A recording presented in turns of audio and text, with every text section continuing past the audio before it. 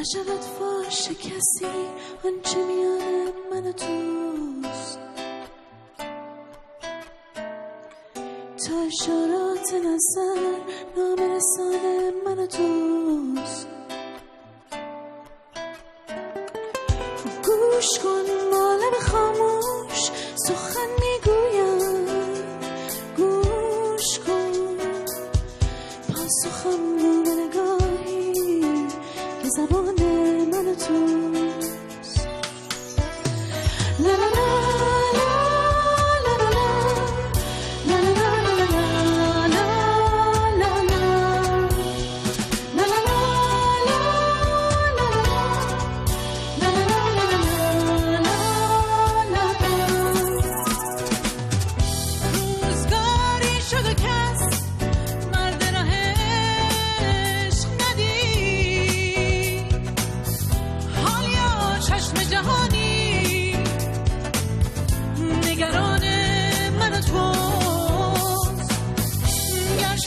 خلوت راز دل ما کس نرسید،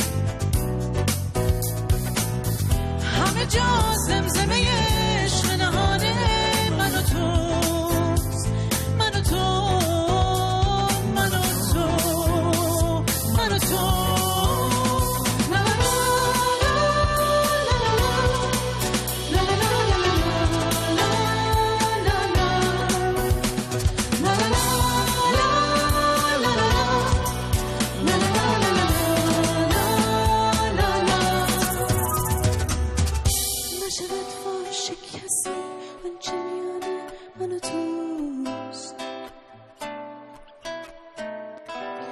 اشارات نظر نامرسان من و توست.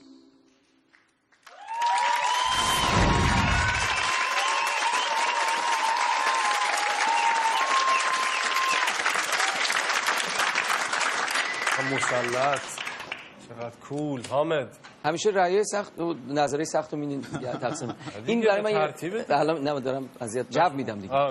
سختی قضیه اینه که 2 نفر از دوستای خیلی نزدیک من به این آهنگ تو رپ دارن. میلاد درخشانی که با هم تو گروه رومی همکاری می‌کنیم و سارای ناینی عزیزم که به زیبایی این رو اجرا کردن. این کار من سخت میکنه، ولی اینقدر تو خوب اجرا کردی به نظر من کارو برای من راحت کرد و اینکه نزدیک بود به اون اجرایی که بچه‌ها کرده بودن و تونستی خوب کارو در بیاره با تنظیم بسیار خوب بابک عزیزم. آرزوی موفقیت. اجازه دارم بگم؟ بفرمایید.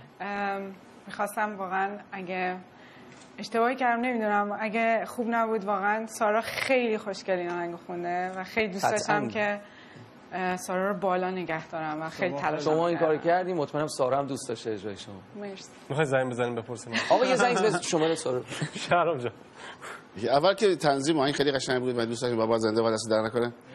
شما این آهنگ داره 3 مرحله بود. یکی اینکه با چست میخوندی از اینجا، یکی اینکه با هد میخوندی لا لا لا لا، یکی اینکه زیاد میگفتی لا لا لا. یعنی وقتی که شما میگی لا لا لا کلمات وقتی از دهان نمیاد ما نمیدونیم که شما چه قابلیتی داری تو بیان کلمات با ملودی.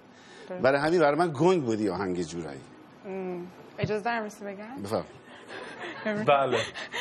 شما این آهنگ قبلا شنیده بودی؟ نه من کار ندارم که بشینم، من چیزی که دارم میشنوم دارم میگم.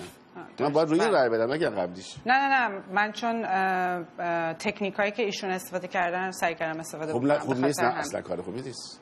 اصلا شما ما کپی نمیخوام عزیزم اینجا. نه من کپی نکردم. شما داره همین میگی. تکنیکه منظورم.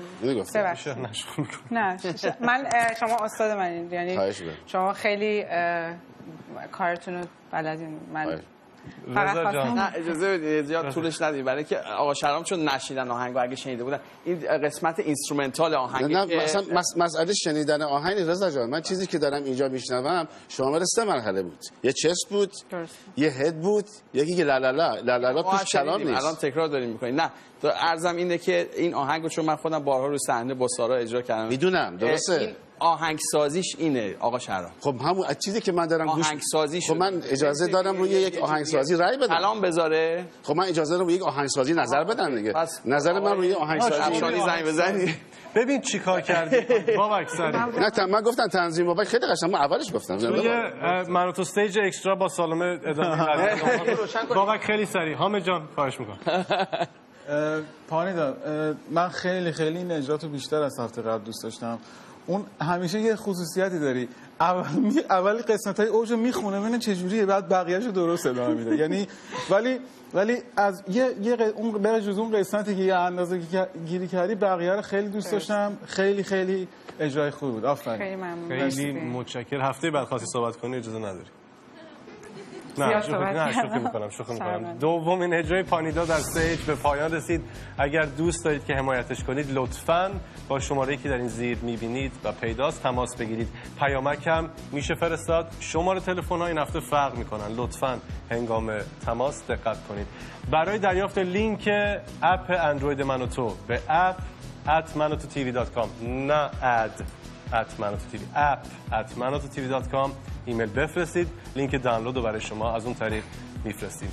یا آخرین گزینه وبسایتی که میتونید مستقیما اونجا برای خودتون رو ثبت کنید. ما فردا شب با 2 نفر دیگه خداحافظی خواهیم کرد. بنابراین نقش شما بی نهایت، حضور شما بی نهایت مهمه. خیلی ممنون. مرسی.